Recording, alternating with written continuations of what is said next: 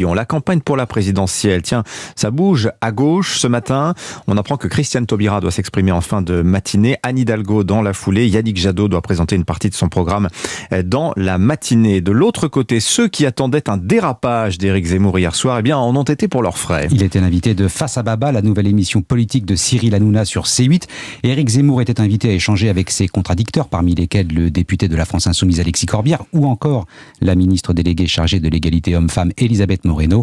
Le polémiste n'a pas commis d'impair, Victor Chabert.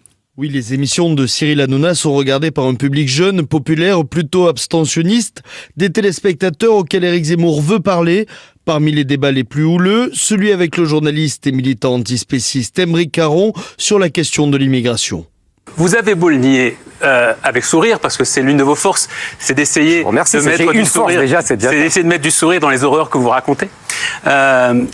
En général, vous ne mettez pas de sourire dans les bêtises que vous racontez. Donc la question n'est pas seulement celle de l'assimilation. Éric Zemmour aurait pu retomber dans ses travers de polémiste, notamment face au député LFI Alexis Corbière, sur l'éducation et l'histoire, mais il garde son calme et tient son image de candidat qu'il travaille sur la forme et le fond, tout en allant sur le terrain des propositions, comme lorsqu'il répond à Éric Revel, journaliste et économiste. J'ai proposé aussi l'extension de la participation. J'essaye de trouver des moyens qui augmentent le pouvoir d'achat des gens sans empiéter sur la compétitivité des entreprises. Le candidat a évité les pièges et Cyril Hanouna a montré qu'il fallait désormais compter sur lui, aussi comme animateur de débats politiques. Victor Chabert du service politique d'Europe 1.